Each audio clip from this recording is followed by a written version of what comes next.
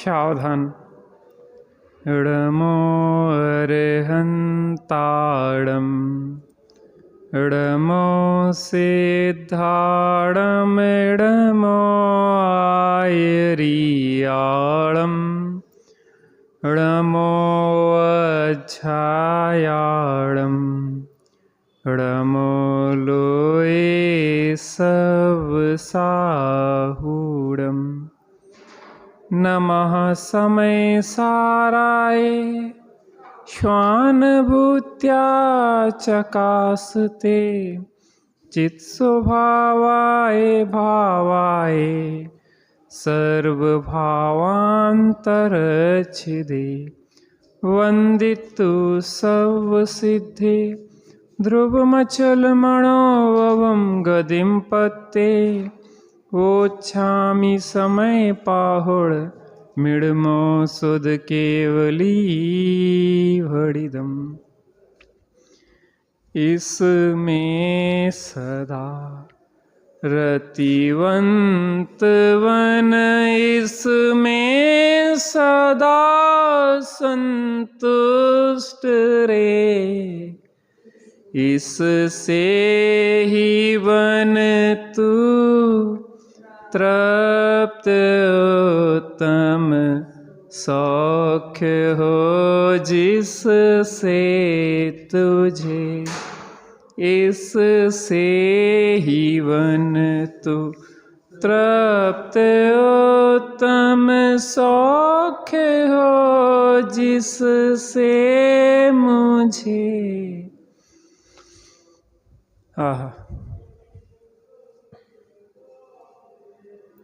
श्री समय सार जी ग्रंथाधिराज निर्जराधिकार सुखी होने की अद्भुत विधि। आचार्य देव ने हमें आत्मनिधि तो बताई ही है और आत्मनिधि को प्राप्त करने की विधि भी बताई है। सर्व ही अरहंत ने विधि नष्ट कीने जिस विधि सबको बताई वह विधि हो नमन उनको सब विधि। अद्भुत है, हमारा स्वरूप अद्भुत है। स्वरूप के साधक ज्ञानी भगवंत अद्भुत हैं। ऐसे ही अद्भुत स्वरूप को अगर हमारी परिणति वर्ण करती है तो हमारी परिणति में कैसा आनंद कैसा आह्लाद होता है उसको ज्ञानी भोगते हैं और हम भी उस विधि को अपनाएं तो उसी आनंद को हम भोग सकते हैं। गाथा क्रमांक 206। एदं हीरदोडेचम संतुष्टो हो हिणेच मेदं ही एदेण हो हितेतो हो हदितु उत्तमं सुखं हो हदितु उत्तमं सुखम। टीका सबसे नीचे। हे भव्य, इतना ही सत्य परमार्थ स्वरूप आत्मा है जितना यह ज्ञान है, ऐसा निश्चय करके ज्ञान मात्र में ही सदा ही रति अर्थात प्रीति रुचि प्राप्त कर, इतना ही सत्य कल्याण है जितना यह ज्ञान है, ऐसा निश्चय करके ज्ञान मात्र से ही सदा संतोष को प्राप्त कर, इतना ही सत्य अनुभव करने योग्य है जितना यह ज्ञान है, ऐसा निश्चय करके ज्ञान मात्र से ही सदा तृप्ति प्राप्त कर, इस प्रकार सदा ही आत्मा में रत, आत्मा में संतुष्ट और आत्मा में तृप्त, ऐसे तुझको वचन अगोचर सुख प्राप्त होगा और उस सुख को उसी क्षण तू ही स्वयमेव देखेगा, दूसरों से मत पूछ। अर्थात वह अपने को ही अनुभव गोचर है, दूसरों से क्यों पूछना पड़ेगा। क्या गजब बात है, झूमने वाली बात है।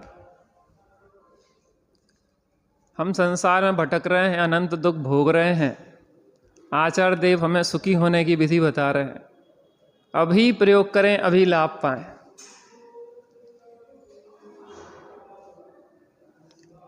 भला का फल भला होता है, तो फल कब मिलता है?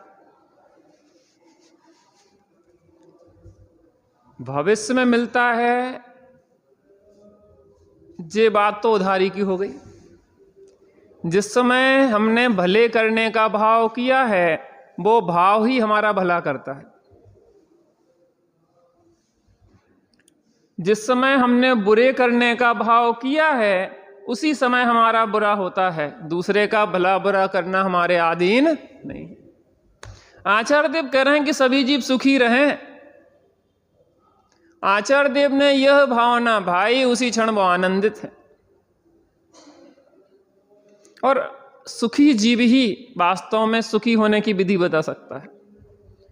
दुखी जीव क्या सुखी होने की विधि बताएगा? आचार्य देव जिस रस को पी रहे हैं, जिस आनंद को भोग रहे हैं, हम भी सुखी हों, हम भी आनंद को भोगें, वह सरलतम विधि हमें बताई है। क्या कह रहे हैं यहां पे आकर? हे भव्य,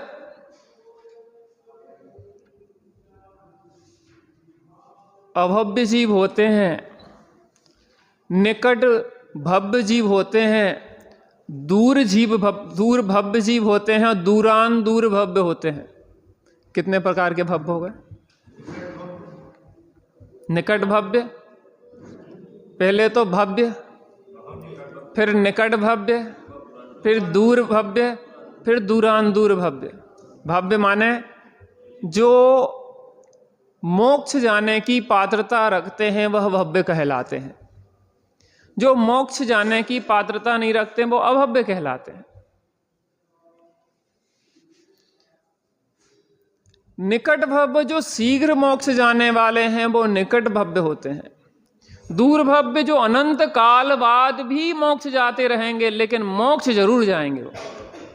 लेकिन अनंत काल जो है, अनंत भविष्य, उसमें मोक्ष जाते रहेंगे, वो दूर भव्य है। और दूरान दूर भव्य कभी मोक्ष ही नहीं जाएंगे।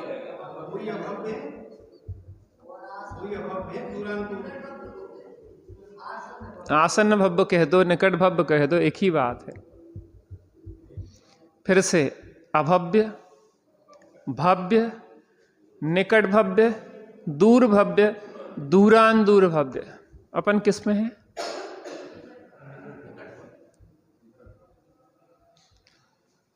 अभव्य तो वह हैं जिन्हें रत्नत्रय को प्रकट करने की योग्यता ही नहीं है, लेकिन दूरान दूर भव्य वह है कि जिनमें रत्नत्रय प्रकट करने की योग्यता तो है, लेकिन प्रकट नहीं करेंगे कभी।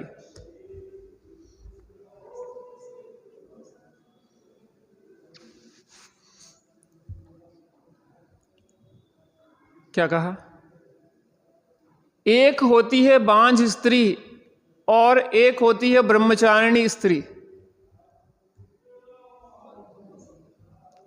बांझ स्त्री में तो संतान उत्पत्ति की सामर्थ्य ही नहीं है, लेकिन ब्रह्मचारिणी स्त्री में संतान उत्पत्ति की सामर्थ्य है, लेकिन कभी होगी नहीं।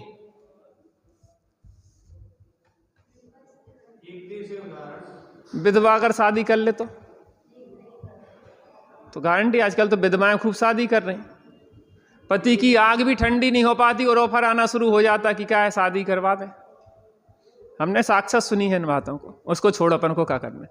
अपन तो ब्रह्मचारिणी ही लो ना, जिसने ब्रह्मचर्य व्रत ले लिया है। ये सही होगा ब्रह्मचारी। तो एक तो है बांझ, जिसमें कि पुत्रोत्पत्ति की सामर्थ्य नहीं है, संतानोत्पत्ति की सामर्थ्य नहीं है, और एक ब्रह्मचारिणी है जिसमें सामर्थ्य है लेकिन कभी उसकी संतानोत्पत्ति होगी नहीं। तो जो अभव्य है उसमें तो सामर्थ्य ही नहीं है सम्यक रत्नत्रय प्रकट करने की, लेकिन जो दूरांदूर भव्य है उसमें सामर्थ्य तो है लेकिन वो कभी जाएगा नहीं।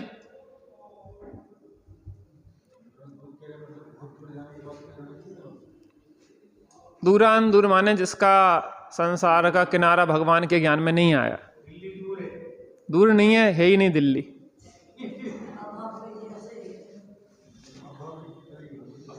अभव्य बत भव्य, फर्क है ना, बता दिया हमने आपको। बांझ और ब्रह्मचारिणी में अंतर नहीं है।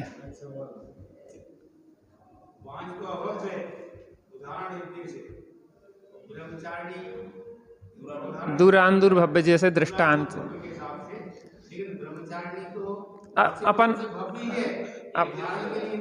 अपन को यहाँ पे जो समझना उसको समझो, ज्यादा उसमें नहीं जाओ गहराई में। हे भव्य शब्द यहाँ उपयोग में लिया है तो हे भव्य का मतलब इतना है कि निकट भव्य जीवों, अर्थात हम जितने बैठे हैं सब निकट भव्य हैं और जल्दी मोक्ष जाने वाले हैं, इतनी सी बात है। इतना ही सत्य आत्मा है जितना यह ज्ञान है। ज्ञान ही सो आत्मा, अन्न सो ही कर्म, बस इतने से समझ ले जिनवाणी का मर्म। इन गाथाओं का मर्म इतना सा ही है, ज्ञान सो ही आत्मा। आचार्य देव ने ज्ञान तो आत्मा, ज्ञान के अलावा अन्य गुणों को भी गौण कर दिया। किसको कर दिया? इतना ही सत्य आत्मा है जितना यह ज्ञान है, अर्थात जितना ज्ञान है उतना आत्मा है, जितना आत्मा है उतना ज्ञान है।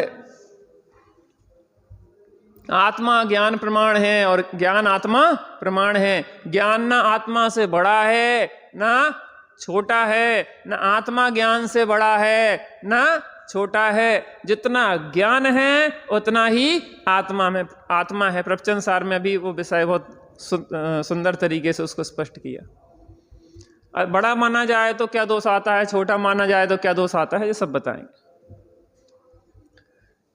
हाँ, हे भव्य, इतना ही सत्य आत्मा है, इतना ही वास्तविक आत्मा है, इतना ही मैं हूं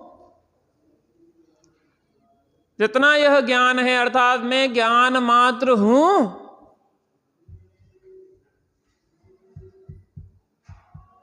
ज्ञान मात्र में हूं और कुछ नहीं हूं। मैं शरीर नहीं हूं, मैं संयोग नहीं हूं। यहां आचार्य देव इसका निषेध कर रहे हैं। धन परिवार कुटुंब मकान हम नहीं हैं। जहां देह अपनी नहीं तहां ना अपना कोई। मेरा तो एक आत्मा है, मेरा तो एक ज्ञान है, इसके अलावा परमाणु मात्र भी मेरा नहीं है। सत्य सत्य आत्मा, सत्य आत्मा, व्यवहार आत्मा नहीं, यथार्थ आत्मा।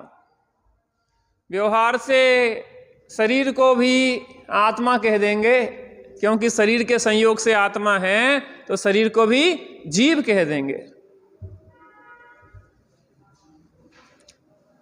धन को भी प्राण कह देंगे,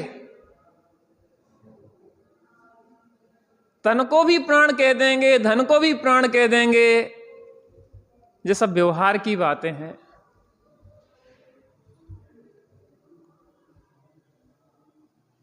यहां कह रहे हैं कि सत्य, वास्तविकता क्या है, यथार्थता क्या है, यथार्थ आत्मा क्या है, आत्मा का स्वरूप क्या है, यथार्थ। अरे शरीर तो आत्मा है ही नहीं, आत्मा में उत्पन्न होने वाले विकारी भाव भी आत्मा नहीं है। सत्य परमार्थ आत्मा की बात चल रही है, व्यवहार आत्मा की बात नहीं चल रही है। वास्तविक आत्मा क्या है? क्या ये संयोग आत्मा है? क्या ये शरीर आत्मा है? क्या ये कर्म आत्मा है? ये क्या मोह राग द्वेष के भाव आत्मा है? अरे यहां तो और गहराई की बात कर रहे हैं। जितना यह ज्ञान है, ऐसा निश्चय, जितना यह ज्ञान है, ज्ञान मात्र आत्मा है, अर्थात अन्य गुणों को भी गौण कर दिया और ज्ञान को मुख्य करके अभेद अनुभव करने की बात कर रहे हैं। वहां अन्य अनंत गुणों के भेद विकल्पों को भी गौण कर दिया। गुण भेद से भी भिन्न है, पर्याय से भी पार है। गुणों का भेद नहीं दिखाई देना चाहिए अगर सत्यार्थ आत्मा को देखना है तो। पर्यायों का भेद नहीं दिखाई देना चाहिए। गुण भेद से भी भिन्न है, भेद से भिन्न है, गुण से भिन्न नहीं है। अंतर समझ में आया? इन संयोगों से भिन्नता है, इन शरीरों से भिन्नता है, इन कर्मों से भिन्नता है, लेकिन गुण से भिन्नता नहीं, गुण के भेद से भिन्नता है। गुण भेद से भी भिन्न है। गुण भेद से भी, गुणों का भेद का निषेध किया, गुणों का निषेध नहीं किया। अभेद देखना है, क्योंकि हमें पर्याय का निषेध नहीं, पर्याय से भी पार देखने की बात है। ये क्या है? नहीं कि अंगूठी है, स्वर्णकार के पास जाओ, क्या कहेगा? नहीं नहीं, स्वर्ण अंगूठी नहीं है, सोना है। ये तो आधा तोला सोना है। ये चेन 1 तोले सोना है, उसको सोना दिखाई दे रहा है, उसे पर्याय से भी पार देख रहा है। पर्यायों के पार देख ले आप स्वयं भगवान है। कहां किस शब्द का प्रयोग किया गया है, उसका अर्थ हमें बराबर आना चाहिए। पर्यायों से भिन्न नहीं, पर्यायों से पार। गुणों से भिन्न नहीं, गुण भेद से भिन्न।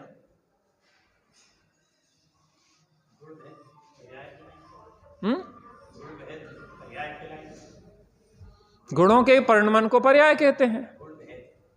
गुण का भेद पर्याय नहीं। गुणों का भेद माने ज्ञान, दर्शन, सुख, चारित्र, वीर आदि जो गुणों का भेद देख रहे हैं ना आप, वो भेद नहीं देखना, एक अभेद आत्मा देखना, एक अभेद ज्ञान देखना।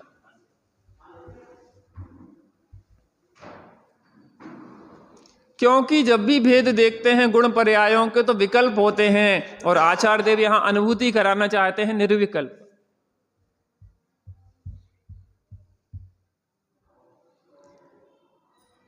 इतना ही सत्य आत्मा है, अर्थात इतना ही वास्तविक आत्मा है, इतना ही रियल आत्मा है, इतना ही प्योर आत्मा है।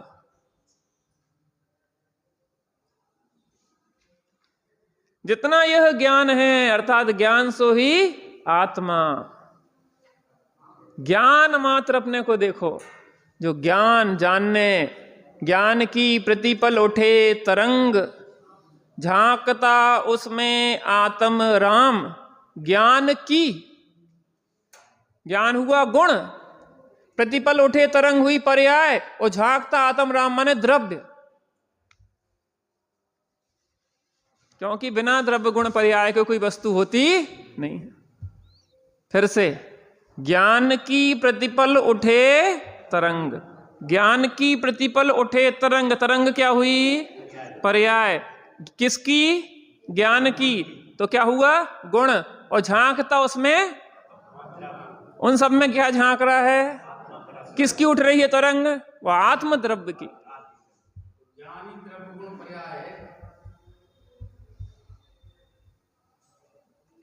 ज्ञान मात्र, ज्ञान एक ऐसा निर्दोष गुण है जिससे पकड़ा जाता है आत्मा को। आत्मा कहते रहो। मैंने एक दिन चर्चा की थी, सब द्रव्य अपने को आत्मा कहते। हर द्रव्य अपने को बोलेगा तो क्या बोलेगा? पुद्गल बोलेगा क्या? धर्म धर्म आकाश काल बोलेगा क्या? वो कहेगा आत्मा। आत्मा माने मैं। ज्ञान से मतलब नहीं है। आत्मा अपनी प्रॉपर्टी को अपनी बताएगा ना, वो अपने अनंत गुण पर्याय को अपना बताएगा ना पुद्गल। तो पुद्गल के द्रव्य गुण पर्याय जो है वो पुद्गल की आत्मा है कि नहीं है? उसके गुण पर्याय धर्म द्रव्य के गुण पर या उसकी आत्मा है कि नहीं, वो आत्मपने अपने पने की बात है। आत्मा से कैसे पकड़ो आप, सब द्रव्य अपने को आत्मा बता रहे, सब बैठे हैं छो द्रव्य कह रहे मेरी आत्मा, मेरे गुण पर या मेरी आत्मा। आत्मा शब्द से भी आत्मा माने ज्ञान लो, तब वो तुम जीव पकड़ पाओगे।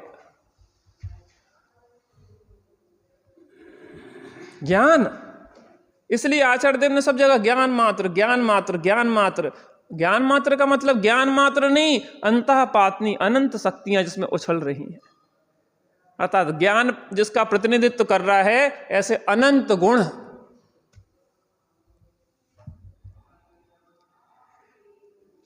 जितना यह ज्ञान है ऐसा निश्चय करके,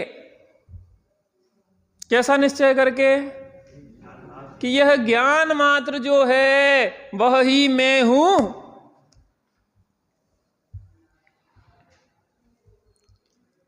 ज्ञान मात्र में ही सदा ही, ज्ञान मात्र में ही क्या करो, ज्ञान मात्र में ही करो। और कब करो, हम तो अभी कर ले रहे, फिर नहीं करेंगे। हम ये कह रहे, विवाह होता है तो दूल्हा दुल्हन बहुत सजे हुए होते हैं, बहुत सजे हुए होते हैं। शायद जीवन में दोबारा इतने नहीं सजते, क्योंकि कुछ अलग दिखाना होता है लोगों से। तो टोपी भी होगी और कटार भी होगी और जेब भी होगी और वो भी होगी, सब होगा, ठीक है ना। स्पेशल दिखाने के लिए कुछ विशेष डेकोरेशन किया जाता है। जीवन में दोबारा वैसा डेकोरेशन नहीं किया जाता है ना। मैं ये कह रहा कि जो विवाह हुआ पति पत्नी का, तो वो डेकोरेशन को चाहते हैं कि उस व्यक्ति को चाहते हैं, क्योंकि डेकोरेशन तो थोड़ी देर बाद धुलने वाला है। ना तो वो टोपी रहेगी, ना दुल्हन का वो मेकअप रहेगा, तो फिर वो प्रीति रहेगी कि नहीं रहेगी। इसका मतलब ये था कि ना दुल्हन के मेकअप से, सौंदर्य प्रसाधन से उसका प्रेम था, ना उसके वस्त्रों से प्रेम था, ना वो दूल्हे के टोपी से प्रेम था, ना उसकी कटार से प्रेम था, ना उसके सूट बूट से प्रेम था। प्रेम किससे था, उस व्यक्ति से प्रेम था। जब उस व्यक्ति से प्रेम था तो वो जीवन भर चलता है। चाहे वो जवानी का प्रेम नहीं था, वो व्यक्ति से प्रेम था तो वो बुढ़ापे तक चलता है। बस रूप श्रृंगार से प्रेम नहीं था, उसकी चमड़ी से प्रेम नहीं था, उसकी हृदय से अंदर से प्रेम था, आत्मिक प्रेम था।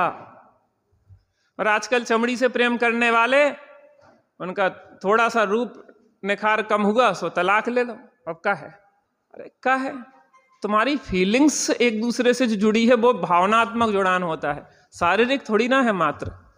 धर्म पति और धर्म पत्नी जो एक दूसरे को आत्मा ना देखें, जो धर्म ध्यान में सहयोग ना करें, वो क्या धर्म पत्नी और क्या धर्म पति। वो अधर्म पत्नी पाप पति और पाप पत्नी, इसलिए कहते पापा। जो अपने को शरीर देखता है और सामने वाले को शरीर देखता है, बच्चों को भी शरीर रूप देखता है, वो कैसा है, पापा। पापा पापौ पापा, पापों का समूह है। वो मम्मी है। मम्मी माने वो मम्मी सजा दी जाती ना बड़े बड़े राजा महाराजाओं की, जिनको लंबे समय तक केमिकल में रख के हजारों साल तक मम्मियां होती। वो तो डेड मरी हुई है, वो डेड है और ये मम्मी है। नाम भी वास्तव में बहुत अच्छे चुने लोगों ने। क्या होता है, पतन से पत्नी बना।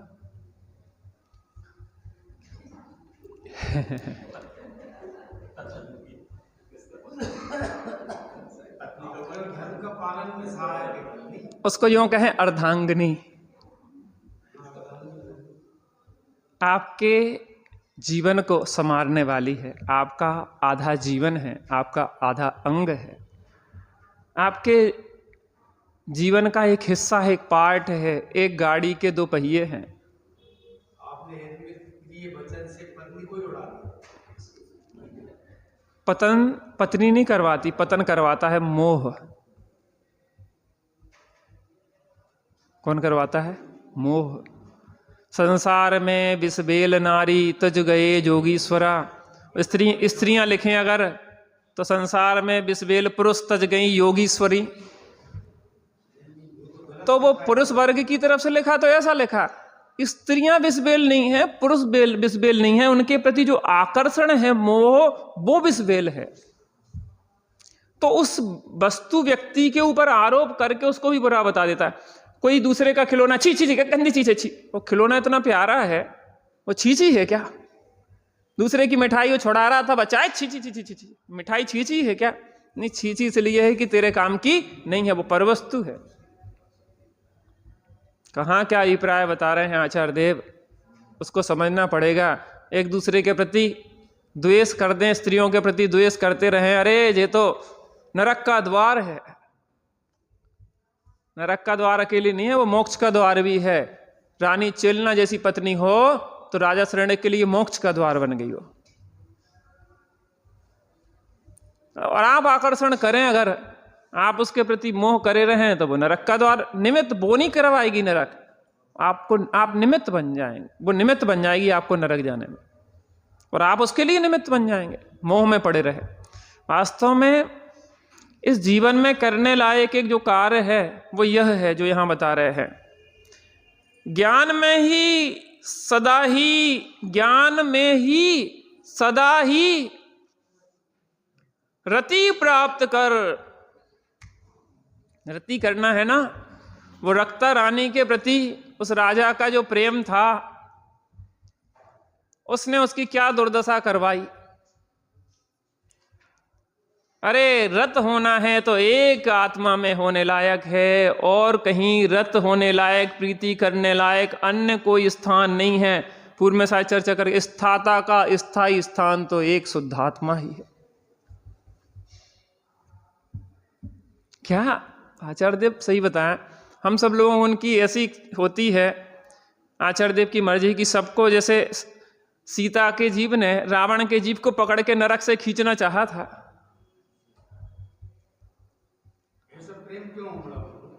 पूर्व भाव के बहुत संबंध चले आते हैं, एक भाव का थोड़ी ना है। आप जो सोचो, सीता के जीव ने रामचंद्र जी को मोक्ष जाने में भ्रष्ट निमित्त उपसर्ग किया, और रावण के प्रति इतनी प्रीति, ये क्षणिक औधिक भाव है, इनसे किसी का मूल्यांकन होता नहीं।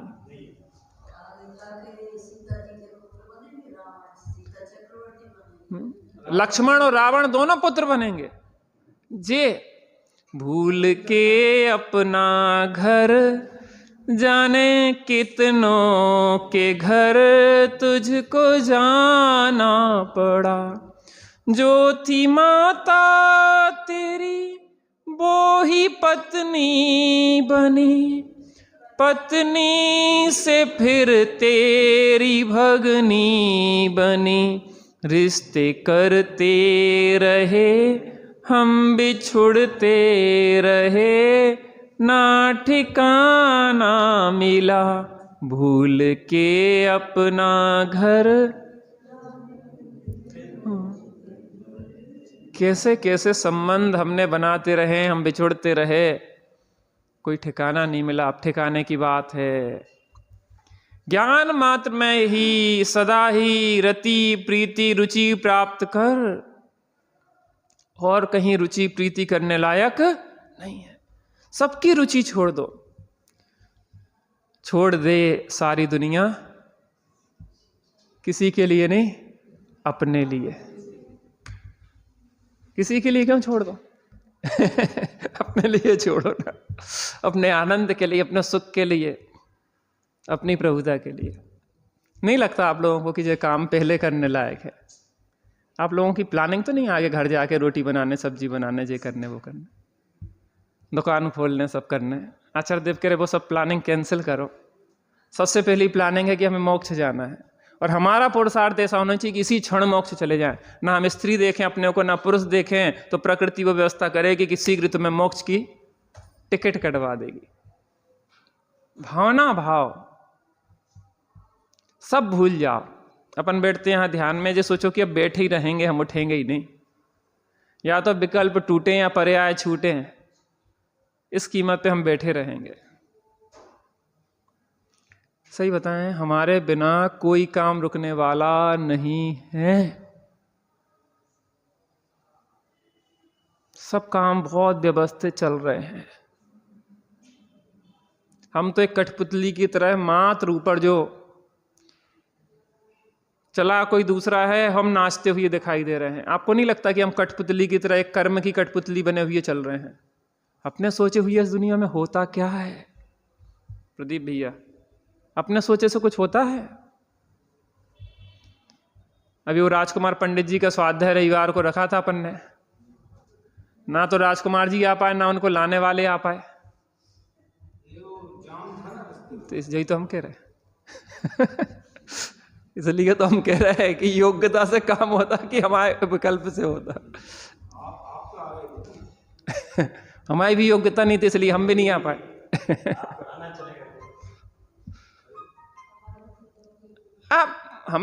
आप उस बात पे नहीं जाओ, आप एक वस्तु स्वतंत्रता की तरफ से देखो इसको।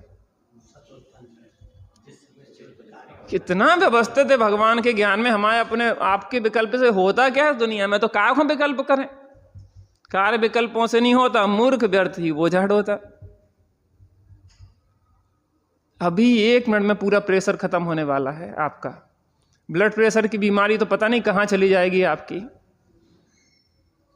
प्रेशर तब पड़ता है जब कर्तृत्व हावी होता है। हमें पता है, जो हम इतना स्वीकार करके चलें, जो होने योग्य होता बस वो ही हो रहा है। हमें पता है कि जो होने योग्य होता है वही हो रहा है। मरण हो गया, ठीक है, होने योग्यता से हो गया। जीवन हो गया, होने योग्यता से हो गया। अब तुम्हें क्या समस्या? क्या समस्या? क्यों हुआ? ब्लड प्रेशर यहां से शुरू हुआ। क्यों? किंतु परंतु ऐसा नहीं होना था, ऐसा कर देते तो ऐसा हो जाता, ऐसा नहीं करते थे, उसने काम बिगाड़ दिया था, उसकी तो ऐसी है। अब pressure pressure pressure pressure pressure. अब इतनी सारी बीमारियां, डायबिटीज, कोलेस्ट्रॉल, ये और वो, कैंसर, टीबी, जो जो जो जो संसार की बीमारियां यहां से शुरू होती है। पहले यहां चित्र उतरता है बीमारी का, फिर यहां उतरता है। पता है आपको 95% बीमारी पहले यहां तैयार की जाती है, फिर यहां पे आती है। मन की गांठें शरीर में उत्पन्न होती हैं। आज कैंसर का सबसे प्रमुख कारण है व्यक्ति के अंदर गांठें हैं, एक दूसरे के प्रति निर्भर नहीं जी रहा है। देखो, जानो और जाने दो। क्या? देखो, जानो और जाने दो। गाड़ी को क्या को रोक रहे? प्रधानमंत्री आ रहे हैं इसलिए रोक रहे हैं। यही तो समस्या है परेशान कर रहे हो जनता को तुम। देखो, जानो और जाने दो। कुछ सिग्नल ऑटोमेटिक होते ना, लाल, हरी, नीली, पीली, जो भी लाइटें बदलती रहती। अब वो रोकता है किसी को क्या? तुम जानो, देखो, जाने दो। इतने निर्भरता से जियो। अपने बच्चों के ऊपर भी कोई प्रेशर नहीं, अपने पति के ऊपर भी कोई प्रेशर नहीं, अपनी पत्नी के ऊपर भी कोई प्रेशर नहीं, अपने परिवार के ऊपर भी कोई प्रेशर नहीं, अपने कर्मचारियों के ऊपर भी कोई प्रेशर नहीं। आप बिना प्रेशर के जियो, ने भी बिना प्रेशर के जीने दो। हमारी भतीजी है, बड़ी पोस्ट पे है, कोई 40-50 उसकी कंपनी शॉप है, उसके ऊपर एक वो डायरेक्टर है। तो कल उससे चर्चा हुई आधा पौन घंटे, हमारी अहमदाबाद में रहती हो। तो हमने उससे कहा कि बिल्कुल प्रेशर रहता, आप ऐसा समझो कि हम कुछ नहीं हैं। आप सहज रूप से किसी को सुझाव दो, कदाचित डांटना भी पड़े तो भी उसके हित के लिए कहो, और अंदर में उसके कारण अपने अंदर क्षोभ उत्पन्न ना हो, इस तरीके से करो। आप अपना नुकसान नहीं करें। आप बिल्कुल बच्चों से ऐसा थोड़ी ना कि ठीक है आपको जो समझ में आ सो कर लो, ऐसा नहीं। डांटना भी पड़ेगा, समझाना भी पड़ेगा, पिटाई भी लगाना पड़ेगी, लेकिन इतना ध्यान रखो कि हमारे अंदर कहीं भी क्षोभ उत्पन्न नहीं करने पाए। वो एक नाटक की तरह हो, वो नाटक की तरह है ना। हमें कुछ नाटक करने को मिला है, बच्चों, माँ का रोल मिला है, पिता का रोल मिला है, तो बच्चे थोड़े से होते हैं नटखट, तो उन्हें थोड़ा डांटना फटकारना भी पड़ता है, पिटाई भी लगाना पड़ती है, झूठी झूठी। तो ऐसी लगाएगी कि उसके कान ही में पड़ जाए, तो कान से बेरही हो जाए। वो ऐसा मारोगे का कि एक आध हड्डी टूट जाए? नहीं, उसको ऐसे मारेंगे कि आवाज हो ज्यादा और लगे कम। ये सब नाटक हैं। सही बताएं, सम्यक दृष्टि जितना अच्छा नाटककार होता है, इतनी बढ़िया नाटक करता है वो, बिल्कुल ना अटक।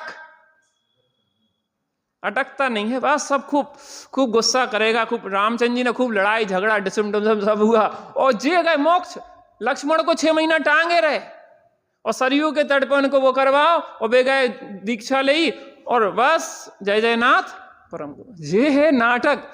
और हम तो कितने जुड़ जाते छोटी सी व्यवस्थाओं में।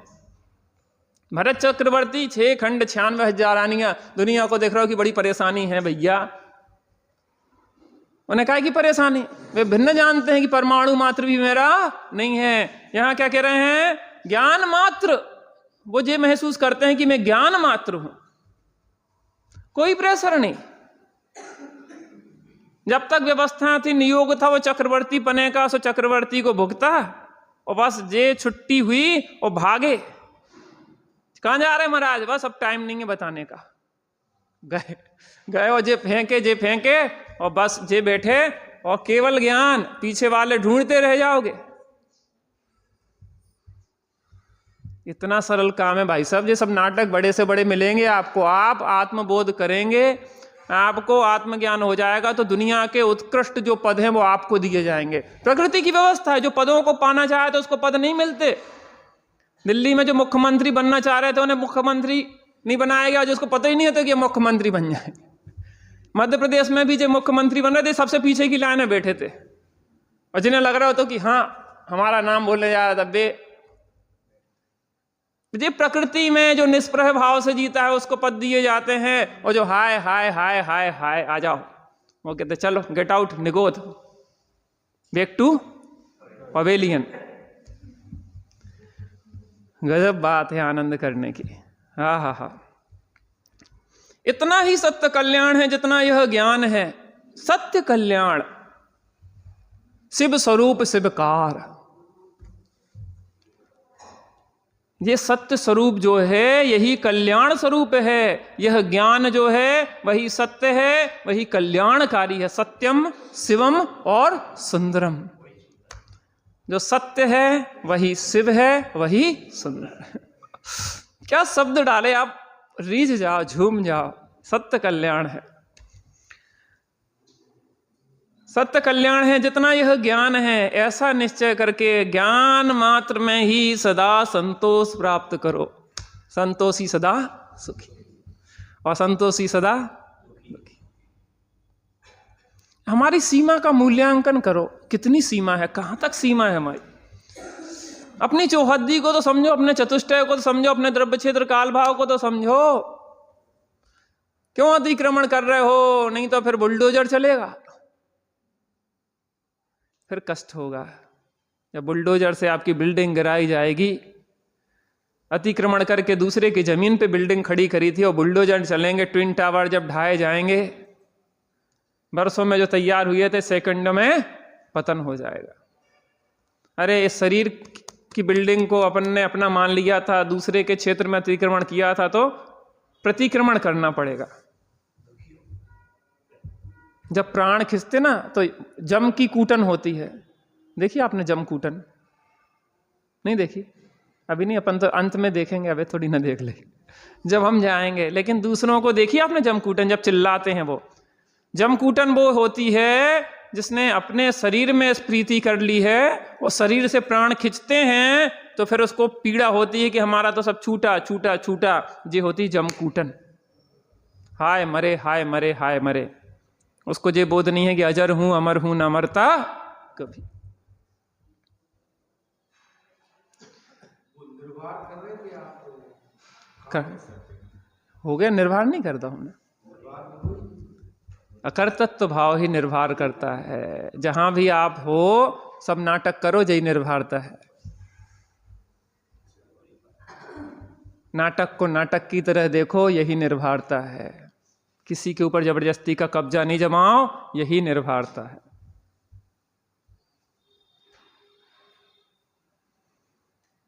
स्वरूप का बोध करो, यही निर्भरता है। जबरदस्त टीका है, एक शब्द जबरदस्त है। अभी तो अपना समय हो गया है।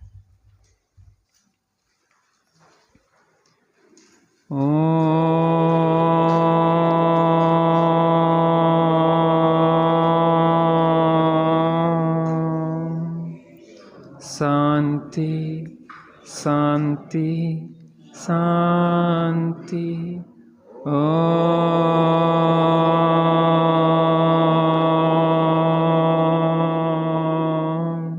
शांति शांति शांति।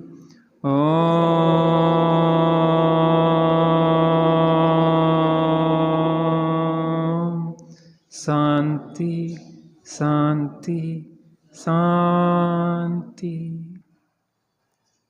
मैं ज्ञान मात्र आत्मा हूँ, जिस संयोग में नहीं हूँ, जिस शरीर में नहीं हूँ, ए मन, ए वचन, ए काय में नहीं हूँ,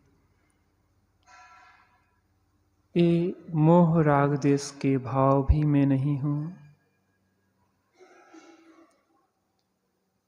आत्मा में जो पर्याय उठ रही है प्रति समय, उन पर्यायों से भी मैं पार हूँ।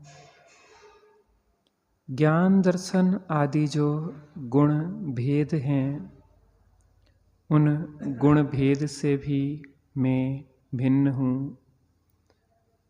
मैं तो ज्ञान मात्र आत्मा हूँ।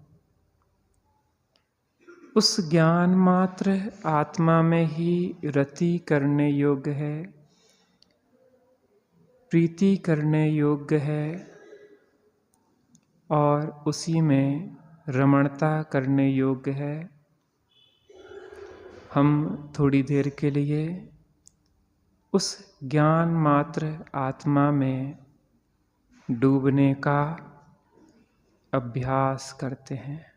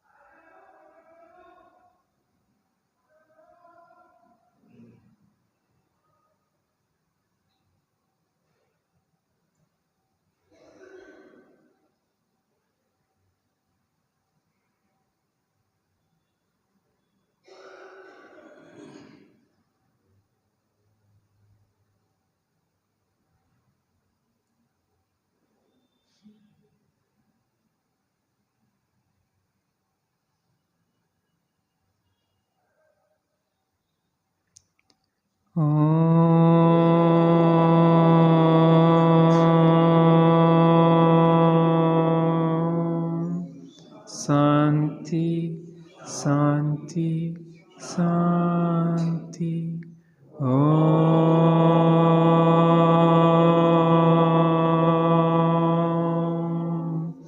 शांति शांति शांति।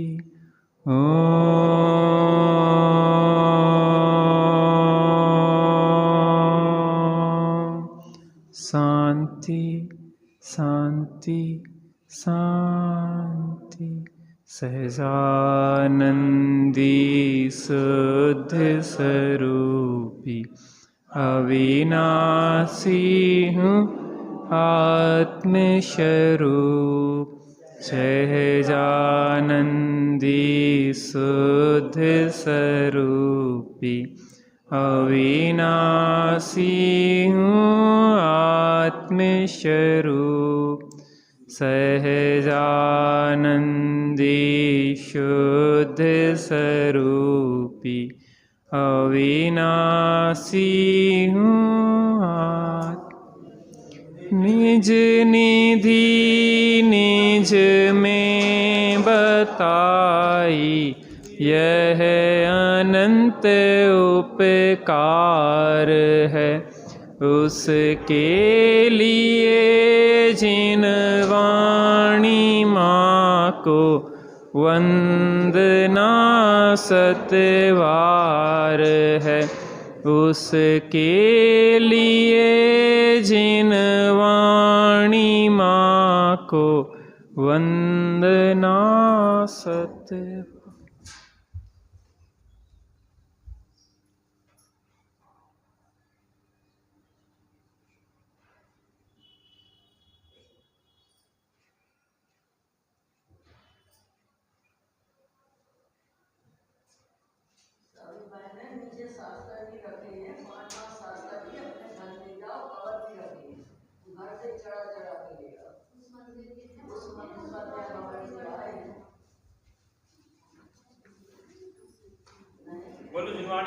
माता की जय। जय बोलो पंच परमेश जी भगवान